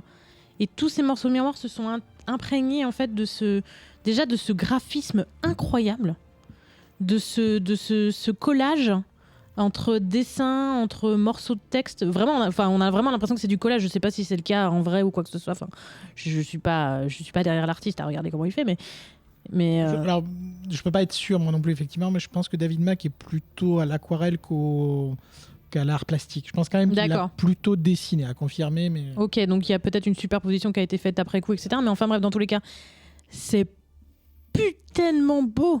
C'est magnifique. Il y a dans la première partie, il y a des inspirations d'œuvres d'art connues et d'artistes connus. C'est du mimétisme, c'est limite illégal. C'est vraiment, je me suis laissée complètement envahir par la beauté de cet objet qui est ce livre.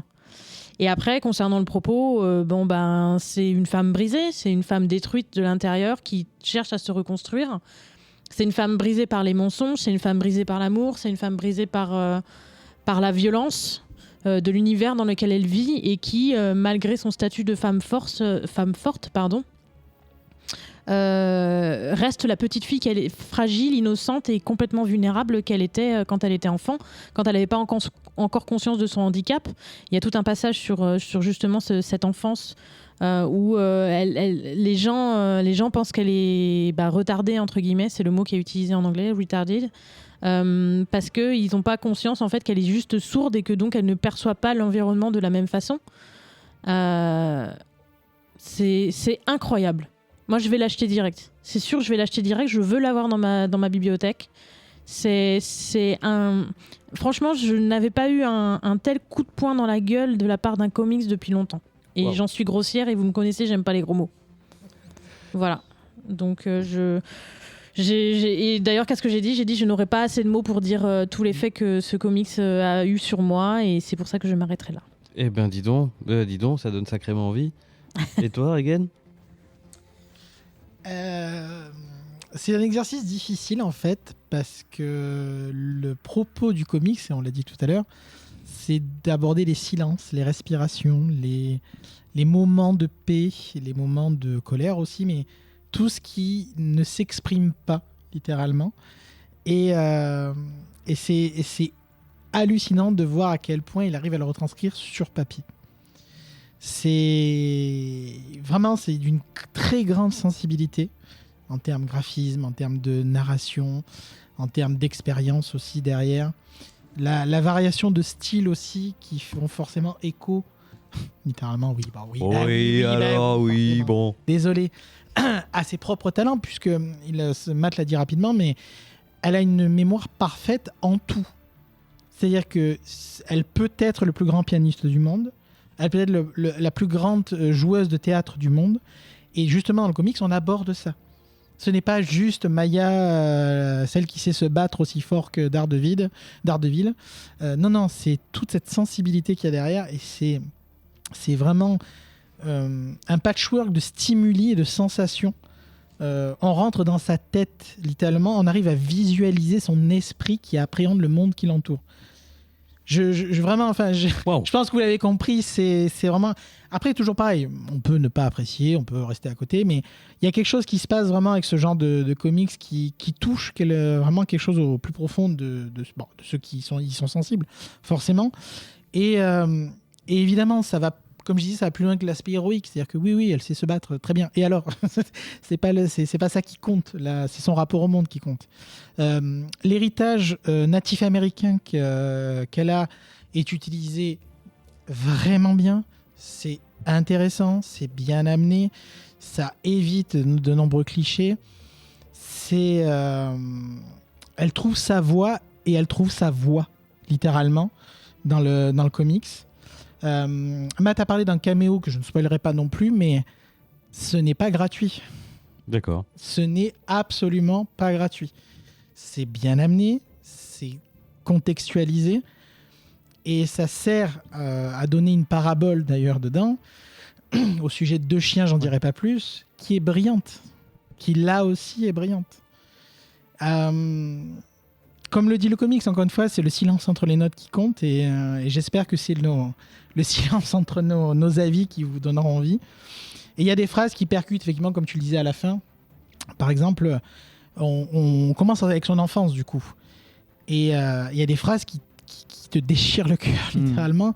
Quand elle dit, quand elle est toute jeune et qu'elle essaye de comprendre le monde qui l'entoure, et qu'elle demande, mais quel bruit font les nuages Enfin, c'est brillant. Je sais, c'est une phrase, mais c'est brillant. C'est vraiment très bien écrit. Et c'est vraiment un comics qui appelle à l'apaisement, au retour sur soi, au silence, littéralement. Et si je devais te rajouter une petite anecdote, allez, en mode comics quand même, hein, on est quand même là pour lire. Dans les comics, le premier personnage à avoir été Ronin, que vous voyez dans Endgame, etc., c'est Maya. C'est elle, Ronin, à la base, initialement. Est-ce qu'on a besoin de rajouter beaucoup plus ? Non, c'était un énorme coup de cœur, mais oui. Non, moi, c'était pas pour rajouter quelque chose. En fait, j'essayais de me mettre dans la peau de quelqu'un parce que donc ça fait partie d'une série Daredevil, on l'a dit. Ah oui. Et en fait, la première chose que je me suis dit une fois que je suis sortie de ces 5 issues, je me suis dit tiens, je vais aller regarder l'issue suivante, donc le 56 de Daredevil. Et je me suis dit, c'est pas que c'est moche, tu vois, mais ça m'a rendu triste parce que c'était juste une BD. Juste normal, oui. Si je puis me permettre. Oui, du coup, on l'a dit au tout début, donc c'est de 51 à 55. Ouais.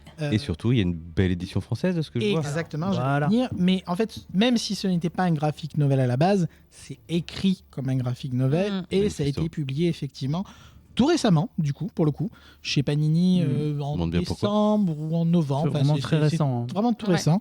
Belle dans édition. Dans leur édition Prestige, exactement, dans laquelle il y avait déjà eu Thor et Loki qu'on avait fait il y a pas très longtemps. Et c'est... On l'a sous les yeux, elle est magnifique. Et c'est à la hauteur du c'est très récit. beau. D'ailleurs, à noter que bientôt, il y aura Fallen Sunrise dans cette édition cette semaine, quand nous enregistrons. Et comme vous le savez, on en a parlé dans... Enfin, comme vous le savez, si vous ne le savez pas, on en a parlé dans le Comics Podcast. Et j'ai très hâte. Donc, quel plaisir de relire ce récit. Un dernier mot me concernant. Merci pour le choix de ce focus. Grave. Qui était inattendu. Je crois que j'ai déjà dit à ce micro, mais ma chère et tendre, qui ne lit pas de comics, enfin quoi qu'elle lit The Nice House on the Lake. J'ai commencé... Tout le monde, j'ai envie de C'est déjà pas mal. C'est insidieux, mais ça commence.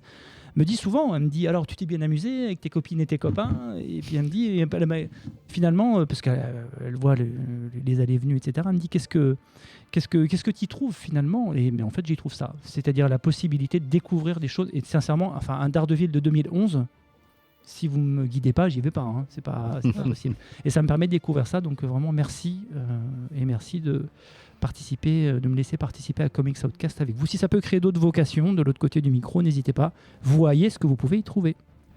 Eh bien, merci. C'est à mon tour de vous remercier. Quelle émission faite de tendresse.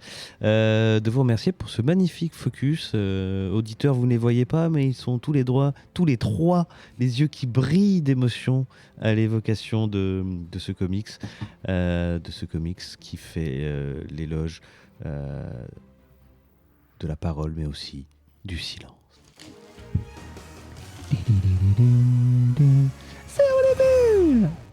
Il est temps donc de passer au Hors les bulles, le HLB pour les intimes. Mais avant ça, c'est le moment encore pour des remerciements, pour remercier nos auditeurs. Ceux qui nous découvrent ou ceux qui nous écoutent depuis longtemps. Alors si vous nous découvrez et que vous aimez ce qu'on fait, pensez à nous mettre des étoiles sur les différentes applis de podcast. Oh là là, ça nous aide beaucoup. Ça me permettra d'acheter des bonbons pour la gorge. Et si vous nous suivez et que vous appréciez notre travail, vous pouvez justement aussi nous soutenir via la plateforme de microdons Patreon à l'adresse patreon.com/vaisseau hypersensas. Votre aide nous est non seulement précieuse, elle nous est indispensable. C'est la condition de notre existence. Ça nous permet de payer le loyer du vaisseau. Vaisseau qui s'est posé actuellement dans le studio 17 chez nos amis de la Bonne Auberge. On les remercie chaleureusement de nous accueillir. Merci. Merci. Et regardez la Bonne Auberge. Et regardez la Bonne Auberge, bien sûr. Donc, payer le loyer du vaisseau, acheter du matériel de toutes sortes, faire des dépenses qui visent à améliorer l'émission. Et c'est le moment, d'ailleurs, de remercier nommément ceux qui nous soutiennent déjà, nos patronautes, comme on les appelle chez nous, nos patronautes les plus prestigieux, les plus généreux, que sont Mata Perdumatic, Toff Perron, Florian, Paul Garal, Lionel Efani, Perchak, Matsatonaka, Ouais. Damien, Zéphiriel, Gigos, merci Gigos, Ah, Gigos. Rekma, Pims Original et surtout le légendaire Yakbar. Le déglingos. Le déglingos. Merci à vous. Voilà, je vous le redis, le Patreon, c'est la condition d'existence de cette émission. Donc, si vous aimez notre travail, n'hésitez pas à venir nous soutenir Propager la bonne parole. et propager. On a besoin propager d'une la bonne- d'une bonnette violette de micro, parce que là, on est complètement perdu. Voilà, c'est vrai. Donc, hors les bulles, on va parler de. Salut Echo. Jean, ça Salut va Ariane, ça va Ça va Qu'est-ce que tu lis en ce moment? On va parler de Echo, Echo. décidément. Donc Echo, cette fois-ci hors les bulles, c'est donc Echo, la nouvelle série sur Disney+. Est-ce que tous les épisodes sont sortis? Oui. T'es sorti d'un Ah coup. oui. D'accord. Est-ce que vous les avez tous regardés? Oui. Tous les épisodes? Alors, Oui, sur il y en a 3 sur 5, moi pas tout à fait D'accord. transparent. Qui veut se lancer? Qui veut nous en parler? Euh, Déjà un pitch? Ah oui. je peux éventuellement. Vas-y. Ok. a- Donc Echo. Mais ne vous battez pas. Hein. Non, mais dans le Marvel Cinematic Universe, Echo est un personnage qui a été introduit dans la série Hawkeye, que vous Oui. avez peut-être regardé, ce qui n'est pas mon cas. Ah, c'était bien. Bah, c'est ce que tout le monde ne m'a pas dit, donc du coup, je l'ai pas regardé. Oui, Non, c'est pas- mitigé autour de la c'était pas table. terrible. hein. Ne crois pas la doxa. Non, mais je pense que je le regarderai un jour, mais. Moi, j'ai bien aimé. Mais disons que je suis pas pressée. Mais enfin bref, voilà, donc ça a introduit le personnage de Echo, qui donc a ses 5 épisodes rien qu'à elle. Et on a un premier épisode qui... J'essaie de pitcher sans spoiler. Donc en gros, à la suite de Hawkeye, Echo s'est vengée de Wilson Fisk. Je me souviens de ça. Et elle revient sur les terres de ses ancêtres et de sa famille, qu'elle a quitté donc il y a de très nombreuses années suite à la mort de sa mère. Elle a quitté New York, elle revient en Oklahoma sur la terre de sa famille pour pouvoir fomenter un plan pour pouvoir continuer sa vengeance. Dans un bowling. Voilà. D'accord. Donc ça c'est le pitch. Ça, c'est le pitch. Voilà, je sais pas ce qu'en Du coup, pense on mes peut petits juste camarades. rajouter justement que la manière dont est fait la série, il n'y a pas besoin d'avoir vu Hawkeye. Non, Parce que clairement, totalement. le premier épisode Premier, ouais. va même récupérer Ouais. les morceaux Oui. de Hawkeye avec les infos qui vous intéressent. Exactement. Et donc, non, il n'y a absolument pas besoin de l'avoir vu. Vous pouvez le prendre complètement à part. D'accord. Alors, est-ce qu'on va tout de suite, je vais vous demander votre avis. Peut-être parce que, par exemple, les dernières séries Marvel, alors il y en a une qui a sorti du lot quand même, la saison 2 de Loki, c'était Ah. ma vie. Ah bah oui, mais Mais globalement, les séries Marvel Disney, complicated. j'ai trouvé c'est compliqué ça dernièrement. Et par exemple, si on devait choisir entre Echo du Focus et Echo oh bah, du HLB, Non, alors, il va falloir qu'on... Eh bien, il faut qu'on en parle adresse de ça tout de suite. Ouais. Ouais. Alors, effectivement, vous l'avez compris, je pense, au niveau du focus, c'était très clair notre avis. Et effectivement, il y a un vrai sujet là-dessus, c'est que certaines personnes, d'ailleurs autour de cette table, ont lu le comics avant de voir la série, et d'autres ont fait l'inverse. Donc forcément, les attentes, les espoirs n'étaient pas les mêmes. n'étaient pas forcément les mêmes, clairement. Déjà, peut-être point d'entrée tout de suite. Bon, il y a des soucis, on va en parler. Mais ce qu'il faut déjà être clair, ça n'est... Enfin, je parle pour moi, mais je pense que c'est pareil pour mes camarades. On n'est pas team, si c'est pas copie carbone du comics, c'est nul. C'est pas le sujet. C'est pas du tout le problème, en fait. D'accord. Voilà, par exemple, que ce soit mère qui meurt, lui, son père qui meurt, ou enfin, bon, son père meurt aussi, mais bon, peu importe. Mais c'est pas le sujet, c'est pas le problème qu'on peut avoir avec l'adaptation. Non, c'est surtout que on vient de vous parler d'un comics qui, pour nous a touché littéralement au cœur. Ben voilà, ça sera pas Non. le cas de la série pour spoiler tout de suite. c'était pas son objectif. Hein. Alors, et voilà, il n'y a pas les mêmes ambitions. En tout cas, c'est ce que ça donne comme impression. Peut-être juste, tu disais donc un avis, un petit tour de table pour commencer. Oui. Ouais. Franchement, c'était... Alors, j'ai pas fini, comme je disais, j'en suis à 3. J'ai trouvé ça moyen. Il y a quelques bonnes idées, il y a quelques forcings, mais vraiment, c'est sans plus. J'ai une petite saveur d'ancienne MCU, de choses qu'on veut plus trop voir, qu'on veut voir évoluer, comme Captain America, Winter Soldier Ouais, et voilà. le Faucon. C'est ce que j'allais Tu vois, dire. c'est pas mauvais, il y a des choses bien, on a l'occasion d'en parler, mais tu vois, il faut passer à autre chose, faut viser plus haut. Arrêtez maintenant, lâchez ma jambe, monsieur. C'est ça, c'est exactement ça. Donc, moi, sans être une catastrophe, j'ai pas été emporté déjà au niveau de ces 3 épisodes, très clairement, pour la vie succinct. C'est marrant, tu vois, bon, évidemment, tu as fait une comparaison. C'est difficile de comparer ce qui n'est pas comparable. Mais tu vois, c'est une série, comme on dit, pleine d'action. Enfin, c'est rempli d'action. Dans le premier épisode, moi, il y a une scène de combat, il y a de la bagarre. Il y a une super bagarre. Ils ont énormément joué dessus. Bah ouais, il y a une super bagarre avec, on peut le dire, il y a Daredevil, d'accord ? Et donc elle affronte Daredevil dans une chorégraphie, en plus le personnage de Daredevil. Mais alors, attends, j'y reviens. Le combat est génial, le combat contre Daredevil est génial. Elle en plus, alors ce qu'on n'a pas dit, c'est que si vous n'avez pas vu la série, Echo a une lame à la place d'une jambe, d'accord ? Et elle s'en sert de manière exceptionnelle. Dans ce petit combat, alors, je ne suis pas martialiste, hein, mais il y a un petit moment où elle va pour foutre un coup de tatane à Daredevil et elle fait un tout petit moment de pause d'une seconde, bam, c'est un super moment. Le problème, c'est que c'était super parce qu'il y avait aussi Daredevil. Et là, je me dis, attends, c'est la série Echo ou c'est la série Daredevil ? Bon, passons. Donc c'est une série qui est pleine d'action, qui est pleine de... bref. Une série pleine d'action que moi, qui m'est tombé des mains, comme on dit, c'était Winter Soldier, Falcon and Winter Soldier. Celle-là, je l'ai regardée plus facilement. Quand même, j'étais dedans plus facilement. Il y a le côté retour à la maison, dans l'Oklahoma, elle revoit des gens, c'est la petite ville des États-Unis. C'est un peu comme toutes ces séries dont je ne saurais pas dire le nom, mais qui se passent dans l'Amérique profonde, où il y a des règlements de compte, etc. Ah non, rien à voir avec les films de Noël où il y a toujours quelqu'un qui retourne dans son village et retrouve un... Ça, c'était OK. Ça aurait pu. C'était OK. Mais non, ils tombent pas amoureux, OK. Dans les films de Noël, il y a toujours quelqu'un qui tombe amoureux de quelqu'un. C'était Yelena. Oh...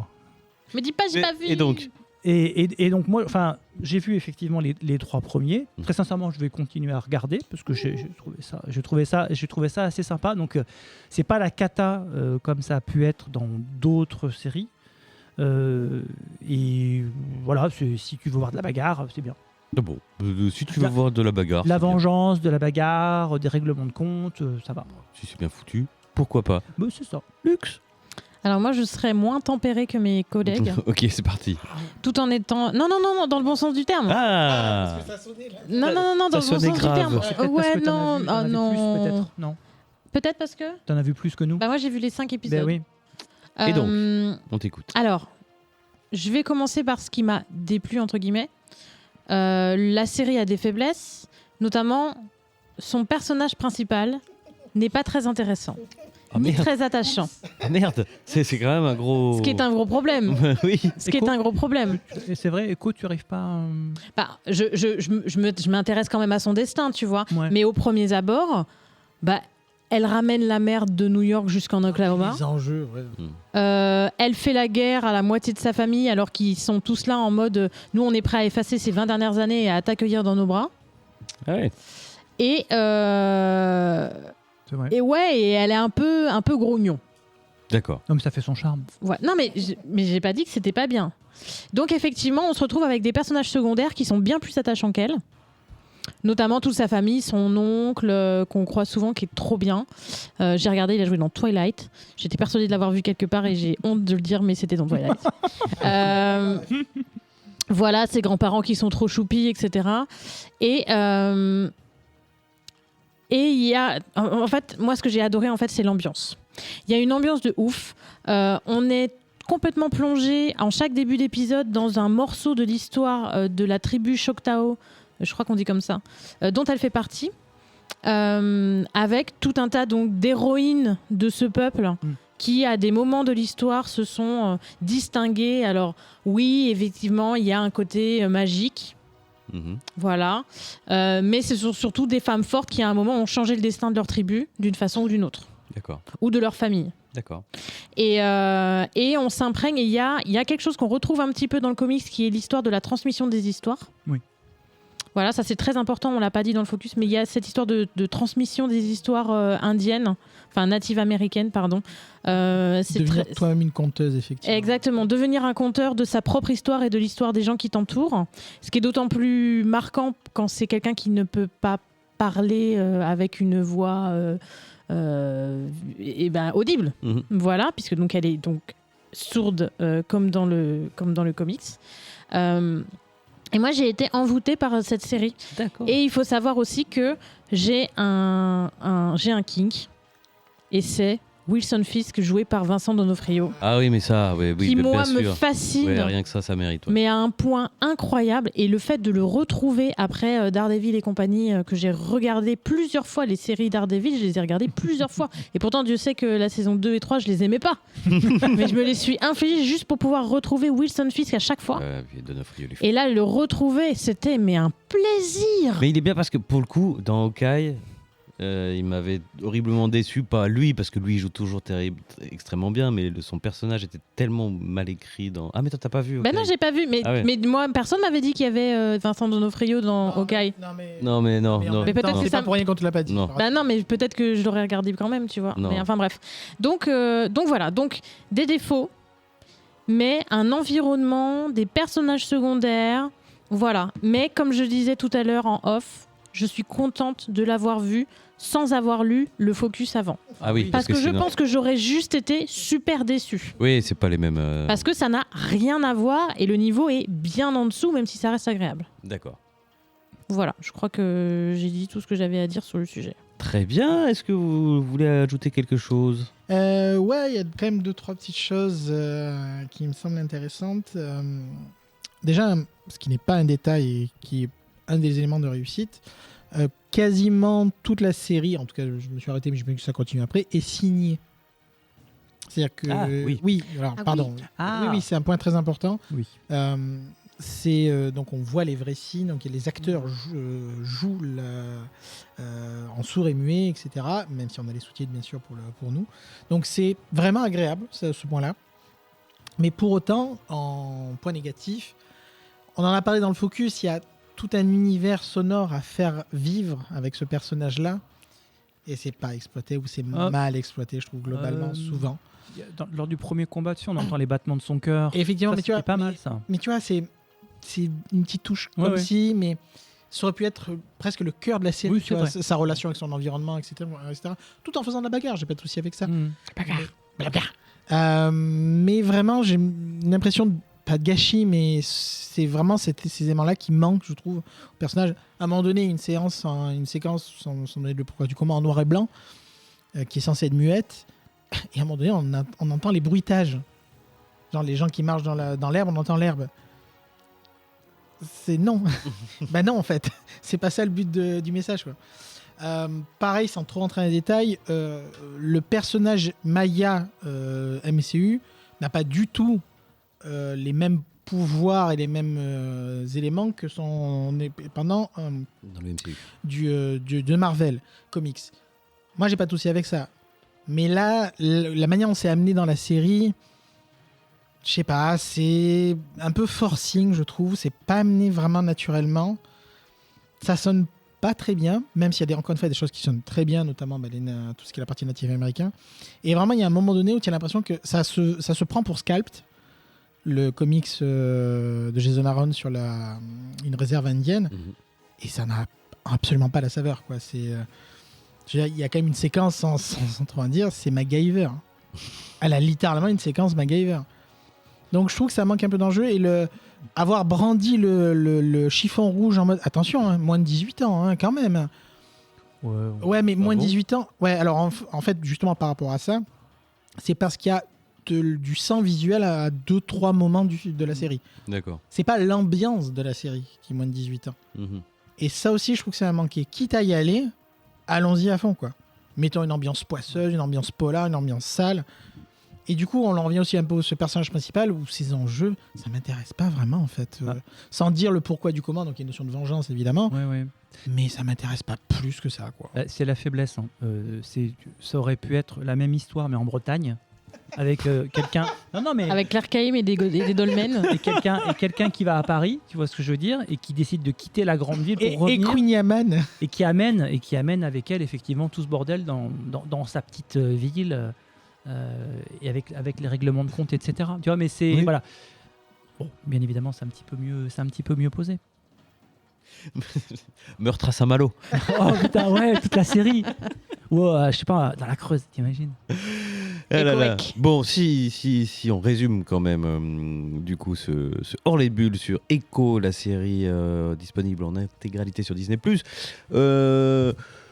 Disons, on va dire moyen plus, si on aime la bagarre, une histoire de vengeance pas trop mal, et Luxbox qui a beaucoup aimé quand même à cause de l'ambiance Ouais. et notamment des personnages principaux. C'est marrant, ça me rappelle la façon dont tu parlais alors que ça n'a très certainement rien à voir, mais de Blue Beetle. Dans Je sais pas si la c'est façon bon signe. la façon dont on Bah parle. si, parce que Blue Beetle, bah, ça t'avait j'en- plu. j'en- C'est vrai, j'avais c'est été vrai. très enthousiaste Voilà. face à Blue Beetle. Et il y avait cette idée, notamment sur la galerie des personnages secondaires. Donc voilà, si vous voulez. Une dernière Oui, vas-y. mention pour l'actrice à la fois Ah oui. qui vraiment remplit Qui déchire sa parfaitement mémé. l'office. Ouais. Bah voilà, bah ça déjà Ouais. c'est une bonne raison. Une actrice qui déchire sa mémé et Vincent Denevrio qui déchire sa mémé lui aussi. Oui. Donc voilà, si vous aimez On peut déchirer si son vous pétard. aimez On va se déchirer calmer, on va se calmer. si vous aimez les déchirer aïeux. les mémés, Echo est fait pour vous. Voilà, eh bien on arrive à la fin de cette émission. Salut Regan, tu vas bien? Salut Jean, ça va et toi? Qu'est-ce que tu dis en ce moment? Ah écoute, bah, ça va. Tu vas parler de quoi ce soir? Bon, trêve de plaisanterie. Où est-ce qu'on peut vous retrouver toutes et tous? Eh bien, Luxbox, où est-ce qu'on peut te retrouver par exemple? Oh là, moi je suis partout. Je Ah suis bah voilà. hyper connectée. Derrière Vous pouvez me retrouver principalement sur Blue Sky, @Luxbox, Micheline Falafel, c'est moi. Vous pouvez me retrouver sur Instagram, Crazy Luxbox, et sur le Discord du vaisseau Hypersensas, parce que c'est un de mes endroits préférés sur les internets. Ouais, Matt. Eh ben dis donc. Au travail, dans les transports, dans mon lit. À peu C'est près. une invitation. À peu près in bed with Matt Tanaka. Et, Nouveau concept. à peu près sur tous les réseaux précités. Matt, ça dit on lance un podcast In bed with Matt. une bad with Matt. Et Matt, ce qui veut dire matelas. Hein, Évidemment. Ah. Évidemment. Eh ben XT, puisque tu as pris la parole, où est-ce qu'on peut te retrouver, notre réalisateur de ce soir? Eh bien, au travail aussi, au travail. Voilà. Et Meilleur beaucoup de employé de l'année? tra- nous oui, attendez. bravo. Nous sommes laissés dire qu'on applaudit bien fort le meilleur employé de l'année. Ah oui, avec ma casquette et tout. Et sinon sur Blue Sky. Voilà. Et sur le Discord, évidemment. Évidemment, sur le Discord. Alors, uniquement entre deux sessions de travail. Enfin voilà. Voilà. Ok, Bah, c'est-à-dire que espérons. ça se mérite le titre de meilleur employé de l'année. Ah Donc, oui, voilà. on passe pas son Bah temps sur ouais. Discord. On l'a pas n'importe comment. On plaisante, mais il l'a vraiment eu. Hein. Et Regan, alors, sous quels alias et sur quels internets peut-on te retrouver? X/Twitter, on va dire Twitter parce qu'on est des rebelles Prigmore. Gérovite sur Instagram et normalement plus ou moins le reste, Regan, Discord, Blue Sky et compagnie. En toute logique, vous devriez pouvoir arriver à raccrocher les wagons. Qu'il y a de nouveaux auditeurs, si vous avez envie de discuter avec Regan, venez sur le Discord, il y est tout le temps. Voilà. Entre Et deux il- séances de travail. Bien. Et il répond à quasiment tous les messages, parfois en même temps à 5-6 messages sur 5-6 channels en même temps. En fait, moi je crois qu'ils sont plusieurs, mais ah ouais, mince, c'était Triplé maléfique de Regan. Et serait-il Légion ou Echo? Oh. eh ben il me reste à vous dire bonsoir. Et toi, on te retrouve où? Bonsoir. Alors, Ah oui, moi, vous alors. me retrouvez sur le Bouilla Comics Club sur Facebook, mais j'avoue que Plus même moi, mensongère quand même. je le déserte un peu, j'ai un peu honte. Aïe, aïe, aïe. Je commence. On vous aime. Hein. Mais voilà, j'en veux qu'à sur Instagram. Vous pouvez m'entendre dans la cartographie des chimères, le podcast de fiction du vaisseau Hypersensas avec les musiques d'Adrien Larouzet. Et puis, pour ceux qui le suivent et qui l'attendent, Les Grains de Sable, le podcast qui égrène le Sandman de Neil Gaiman, va revenir. Ah. Ne vous inquiétez pas, on va reprendre. Méga HLB. On va reprendre voilà, le HLB un le méga plus long. Le HLB permanent. Ouais, le focus éternel. Ça va reprendre. On va essayer de reprendre le rythme de un épisode toutes les 2 semaines. Voilà, eh ben, c'était une bien belle soirée, toi. Ça va, non, sinon voilà. Ouais, bah ça va. Et tu vas nous parler de quoi ce soir? Écoute, là, moi, je vais essayer de te parler de cosmogonie. Alzheimer Outcast. Salut Jean, ça va? Ouais, ça va et toi? Ça va, écoute.